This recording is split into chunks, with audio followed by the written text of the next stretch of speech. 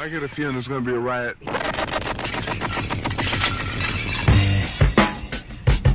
I don't read the newspapers because they all have ugly print.